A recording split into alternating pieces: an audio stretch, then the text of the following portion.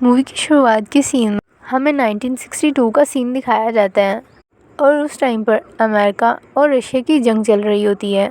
Russia ने America पर attack करने के लिए हाइड्रोजन बॉम्ब तैयार कर रखे थे। अब अमेरिका ने भी अपने साइंटिस्ट पर दबाव डालना शुरू कर दिया था कि वो कुछ ऐसा बनाए जिससे वो ये जंग जीत जाए।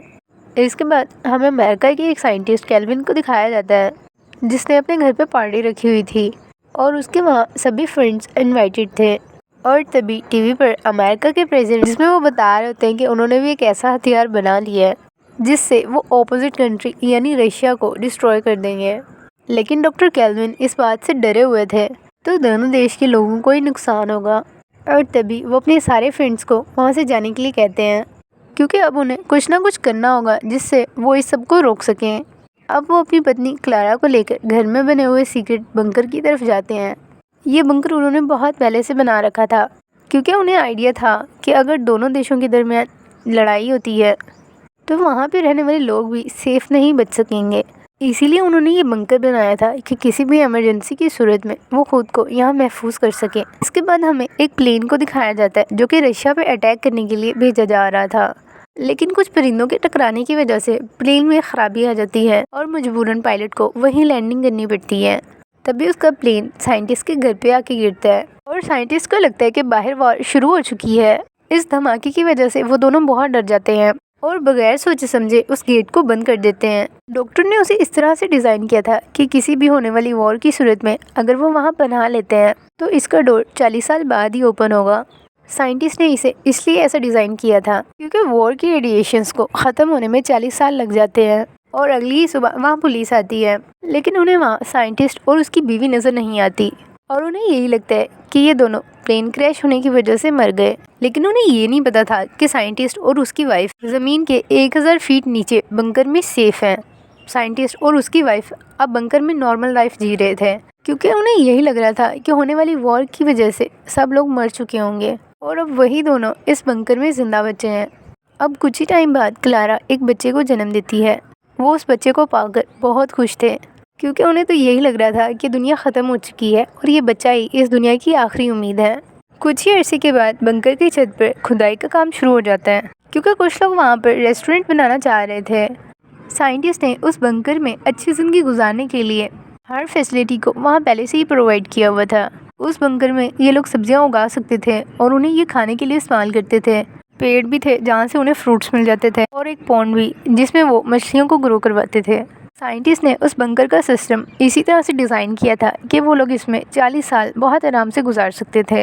और उनके बंकर की छत पर बना हुआ रेस्टोरेंट भी कुछ ही अर्से के बाद बंद हो जाता है और रेस्टोरेंट की जगह पर एक बार ओपन होता है। अब साइंटिस्ट का बेटा भी थोड़ा बड़ा हो चुका था और उसे वो नॉर्मल दुनिया और नॉर्मल लोगों में रहने के लिए बहुत सी चीज़ें सिखाते हैं ताकि वो यहाँ से जब बाहर निकले तो अच्छे से सरवाइव कर सके और नई दुनिया का किंग बन सके।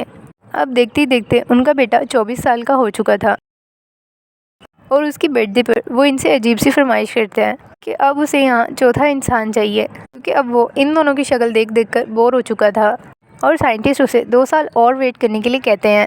साथ ही साइंटिस्ट को ये भी डर था कि अगर टाइम आने पर बंकर का दरवाज़ा ना खुला तो वो यहाँ से कभी बाहर नहीं निकल सकेंगे। अब इन्हें उस बंकर में रहते हुए 35 साल गुजर चुके थे। फिर एक रात को इन्हें बंकर की छत से पानी की लीकेज की आवाज़ सुनाई देती है जिसे चेक करने के लिए ये आते हैं। तब ट्राई करने पर बंकर का दरवाज़ा भी खुल जाता है। अब साइंटिस्ट और उसकी बीवी बहुत खुश थे क्योंकि वो इस वक्त का बहुत अरसे से इंतज़ार कर रहे थे और फाइनली उनके बंकर का दरवाज़ा खुल चुका था और वो इस दुनिया में वापस आ सकते थे। लेकिन उनके बेटे जॉन को ये समझ नहीं आ रहा था कि बंकर का दरवाज़ा खुलने पर उसके पेरेंट्स इतना खुश क्यों हो रहे हैं। अब ये लोग जब उस बंकर से बाहर आते हैं तो अपने घर की जगह पर बना हुआ उस बार देखते हैं। उस बार में बैठे हुए बहुत से लोग ड्रिंक कर रहे थे इसलिए वो लोग अपने होशोहवास में नहीं थे। तभी साइंटिस्ट वहाँ आता है और उसके हाथ में रेडिएशंस को ख़त्म करने वाला स्प्रे भी होता है क्योंकि साइंटिस्ट को लग रहा होता है कि रेडिएशंस अभी भी अगर बाकी हुई तो वो स्प्रे करके उन्हें ख़त्म कर देगा। बाहर के लोग उन्हें देखकर बहुत शॉक्ड होते हैं। उन्हें समझ ही नहीं आता कि ये कौन है और वो साइंटिस्ट को गॉड समझने लगते हैं। डॉक्टर अब अपने घर की हालत को देखकर बहुत हैरान थे क्योंकि वहाँ अब पहले जैसा कुछ भी नहीं रहा था। और यहाँ मूवी में हमें 1995 का अमेरिका का सीन दिखाया जाता है जिस दौर में अमेरिका के हालात बहुत बुरे थे और उन्हें बहुत ज़्यादा गरीबी का सामना करना पड़ा था। साइंटिस्ट जब वहाँ के लोगों को देखते हैं तो उसे हर जगह चोर और ड्रिंक किए हुए लोग ही नज़र आते हैं जो कि एक दूसरे को मार रहे होते हैं और पैसे छीन रहे थे।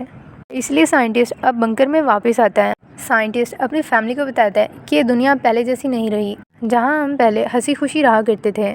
यहाँ के रहने वाले लोग अब बहुत बेरहम हो चुके हैं, हमें इस दुनिया में वापस नहीं जाना चाहिए और अब हमें इस बंकर में ही अपनी बाकी ज़िंदगी गुजारना होगी। ये सुनकर उसकी वाइफ बहुत परेशान हो जाती है क्योंकि ऑलरेडी उन्होंने यहाँ पर इतना टाइम बहुत मुश्किल से गुजारा था और उनके पास खाने का स्टोर सामान भी वक्त के साथ साथ अब ख़त्म हो गया था। इसलिए वो अपने बेटे जॉन को समझाती है तो तुम्हें इस बंकर से बाहर जाना होगा ताकि तुम खाने पीने का सामान ला सको, ताकि हमारे लिए यहाँ सर्वाइव करना आसान रहे।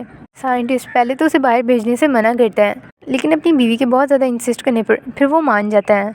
वो जॉन को समझाते हैं कि बाहर किसी पर भी ट्रस्ट मत करना और ना ही किसी से दोस्ती करना, और फिर वो जॉन को उस बंकर से बाहर भेज देते हैं। अब जॉन भी बहुत एक्साइटेड था क्योंकि फाइनली वो इस दुनिया में पहली बार आ रहा था, क्योंकि अब तक की ज़िंदगी तो उसने उस बंद बंकर में ही गुजारी थी। अब जैसे ही जॉन उस बंकर से बाहर आता है तो बाहर का ऑनर उसे देखकर फ़ौरन माफ़ी मांगना शुरू कर देता है, क्योंकि उस नशाई को लग रहा था कि जॉन गॉड है और वो उससे सारे गुनाहों की माफ़ी मांगना शुरू कर देता है। जॉन उससे कहता है कि घबराओ मत, सब ठीक हो जाएगा। अब जॉन बाहर की दुनिया में आता है और आसमान को देखकर बहुत खुश होता है और चिल्लाने लगता है क्योंकि उसने आसमान ज़िंदगी में पहली बार देखा था। वहाँ पर पहले से मौजूद लोगों को इसकी हरकत बहुत अजीब लगती है। इसके बाद वो बस में बैठकर अपनी माँ की बताई हुई जगह पर जाने लगता है और वहाँ पर पहले से बैठे हुए पैसेंजर से अजीब अजीब से सवाल करता है। इस तरह लोगों को लगता है कि शायद ये कोई पागल है। अब जॉन स्टोर तक पहुँच गया होता है और वहाँ से खाने पीने की चीज़ें लेता है। अब जॉन काफ़ी सारी चीज़ें ले लेता है और उसके पास जो पैसे थे वो कम पड़ जाते हैं। तब स्टोर का ओनर उससे कहता है कि आपने सामान ज़्यादा लिया है, इसलिए सामान को डिलीवर हम खुद आपके घर पे कर देंगे। ये सुनकर जॉन को रियलाइज़ होता है कि उसे तो अपने घर का एड्रेस तक याद नहीं, और वो यही सोचकर सामान को उसी स्टोर में छोड़कर घर ढूंढने के लिए निकल पड़ता है। अब उसे कुछ याद नहीं था कि उसका वो बंकरनुमा घर कहाँ है, और अब उसके पास पैसे भी नहीं थे, इसलिए उसके पास वो कार्ड जो उसके डैड ने उसे बचपन में दिए थे उन्हें बेचने का सोचता है और शॉप पर जाकर बेच देता है। शॉप का ओनर कार्ड्स को देखकर बहुत हैरान होता है क्योंकि ये बहुत पुराने और बहुत कीमती कार्ड्स हैं, लेकिन जॉन उससे सिर्फ $500 लेकर वहाँ से जाने लगता है। अभी वहाँ एंजेलिना नाम की एक लड़की आती है जो उस शॉप पर पहले से काम करती थी, और वो जॉन को बताती है कि इन कार्ड्स की कीमत $100 है। ये सुनकर शॉप का ओनर उसे जॉब से फारिग कर देता है। जॉन को एंजेलिना की सच्चाई और ईमानदारी बहुत पसंद आई थी। वो वहाँ पहली बार किसी लड़की से मिला था और एंजेलिना की शक्ल उसकी माँ से मिलती थी, इसलिए एंजेलिना उसे बहुत अच्छी लगती है। तब वो एंजेलिना को बताता है कि वो खो गया है और उसे अब अपना घर भी नहीं मिल रहा, लेकिन उसकी बात सुनकर एंजेलिना उस पर यकीन नहीं करती। इस एज का इंसान अपने घर का एड्रेस कैसे भूल सकता है, लेकिन वो एंजेलिना को यकीन दिलाने की कोशिश करता है कि वो झूठ नहीं सच बोल रहा है। इसीलिए वो एंजेलिना से कहता है तुम मुझे किसी रेस्टोरेंट तक छोड़ दो, बदले में तुम मुझसे ये कार्ड ले लेना। एंजेलिना उसे रेस्टोरेंट तक तो छोड़ आती है, लेकिन उससे कार्ड नहीं लेती। एंजेलिना उससे कहती है कि मुझे इन कार्ड्स की नहीं, जॉब की ज़रूरत है। तब जॉन उससे कहता है अगर तुम मेरी मदद करती हो तो तुम्हें मैं हर मंथ $1000 पे करूँगा। जॉन की बात सुनकर वो मान जाती है। अब सबसे पहले तो जॉन को पैसे चाहिए थे, इसलिए वो दोनों जाकर कार्ड्स को बेच देते हैं, जिससे उसे बहुत से पैसे मिलते हैं, और अब वो स्टोर जाकर बहुत सारा खाने पीने का सामान खरीदते हैं। पूरा ट्रक लोड करके अब उन्हें जॉन के घर वापस लौटना था। अब जॉन उससे कहता है कि उसे एक लड़की की ज़रूरत है जिससे वो शादी करना चाहता है, और उसकी माँ ने कहा था कि लड़की कैलिफोर्निया से होनी चाहिए। अब एंजेलिना जॉन को ड्राइविंग करना सिखाती है। इसके बाद वो जॉन को अपने दोस्त ट्रे के घर ले जाती है, जो कि एक फ़ैशन डिज़ाइनर था, क्योंकि वो चाह रही थी कि जॉन के पहनावे का स्टाइल ज़रा अपडेट हो। दूसरी तरफ जॉन की माँ बहुत परेशान थी क्योंकि उन्होंने जॉन को भेजे हुए काफ़ी दिन गुजर चुके थे और जॉन अब तक घर वापस नहीं लौटा था।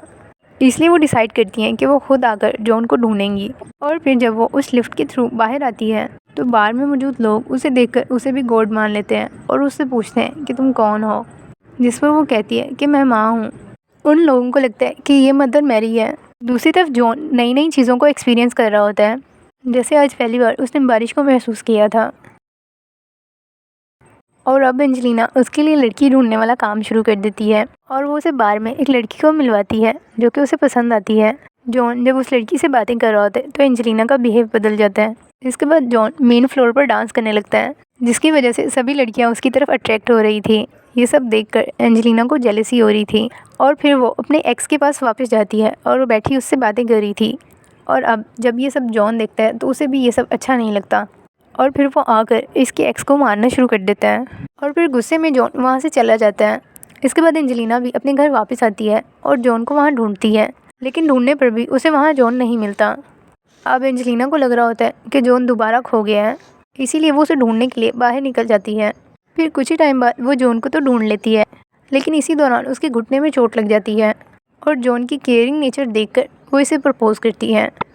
और अब जॉन भी इसे सच बता देता है कि पिछले 40 सालों से इसकी फैमिली उस बंद बंकर में रह रही है। अगर ये एंजेलिना से शादी करता है तो इसे भी उनके साथ उस बंकर में रहना होगा।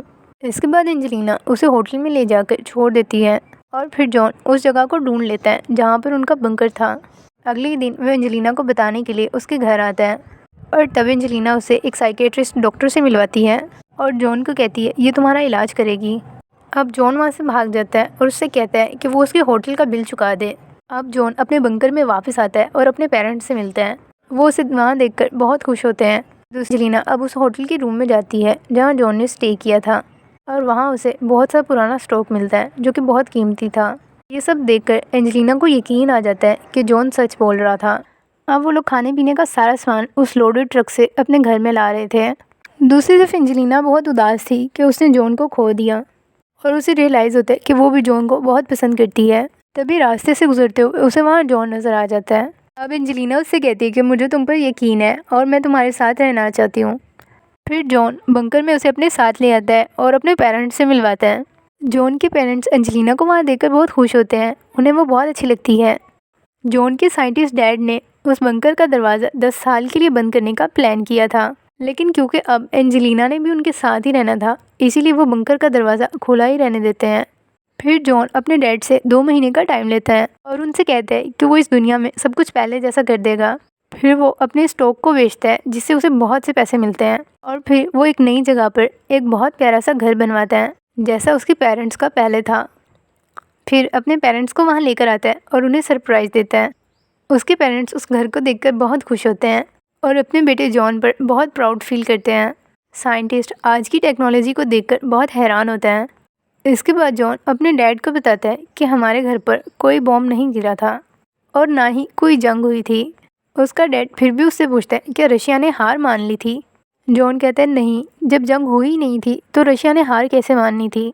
लेकिन अभी भी जॉन के डैड को उसकी बातों पर यकीन नहीं आ रहा था और वो वहाँ अजीब सी हरकतें करने लगते हैं और एंजेलिना उन्हें वो करते हुए देख लेती है और यही मूवी का एंड हो जाता है। होप सो कि आपको ये कहानी बहुत अच्छी लगी होगी। इसी के साथ ही बाय बाय।